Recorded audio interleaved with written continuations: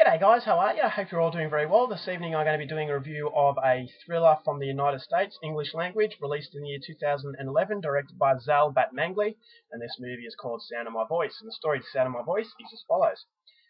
A filmmaker and his girlfriend set out to expose the beautiful leader of a cult who claims to be from the future, but the more they explore, the more danger they face in this intricate and taut thriller. So the movie set in the United States. You've got a filmmaker and his girlfriend that have infiltrated a secret cult.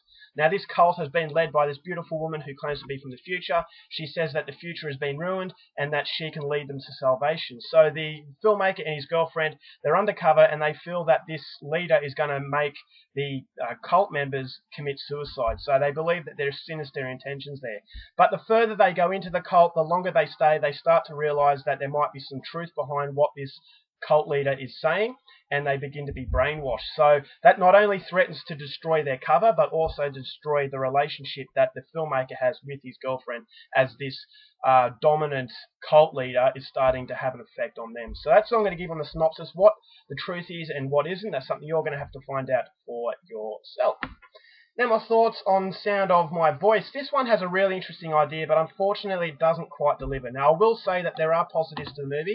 I thought it was very atmospheric, and I thought there were layers to the film that make it worth watching. There's a lot of ambiguity to the film. You don't know whether or not this cult leader is from the future, or if she is a fraud, and you're constantly back and forth, believing her, not believing her, believing her, not believing her, because there's evidence to suggest that there is, and there's evidence to suggest that there isn't, that she is a fraud. So it's making the viewer make up their own mind. That's something I really appreciated, but unfortunately with that positive, the ending really makes it clear cut. For me it did anyway, and I felt that the strongest thing the movie has going for it is uncertainty, and by having certainty at the end, kind of ruins it a little bit, because it would have been better if the end left a lot of loose ends so you can draw your own conclusion. And that's to me what the film had going for it, but at the end it kind of just ties up the loose ends, and it doesn't have that ambiguity, and you feel to yourself, well, what was the point in going through the whole film being uncertain when it's always, it's going to tie up loose ends at the end. So that was a negative, but the movie is well made. The cinematography is good. It is atmospheric. It is a little bit creepy. I thought the acting was very good. Britt Marling plays a very good character of the cult leader, very beautiful, and you feel that she's a lot of mystery quality to her. But as I said, the movie it feels like a very monotonous experience. It feels like a movie, it's like the food that has no taste. You eat it, it fills you, but you feel that you didn't enjoy it because it just didn't have that taste. It didn't have that quality that sets itself apart from everything else. And the movie just felt very bland to me. It felt flat. And although the stuff in the movie, there were interesting elements. Those elements don't quite gel together to make an interesting experience. I thought the acting, while it was good, the characters were kind of bland.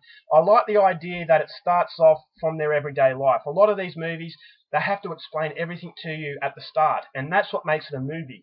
But in this movie, you're basically taking off from, just a random day of their lives. So in reality, you're not going to stop and you're not going to explain everything about your life, about what you're doing.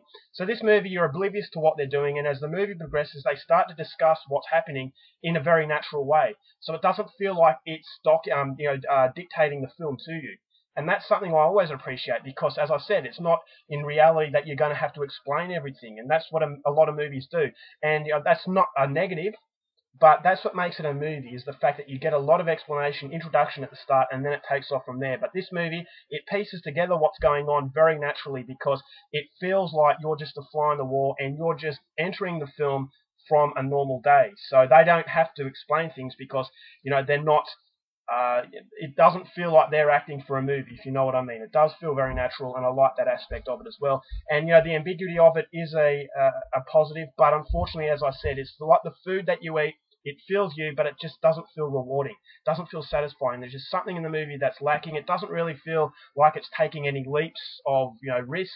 It's a very safe movie, and it's just a very monotonous line. It doesn't elevate itself.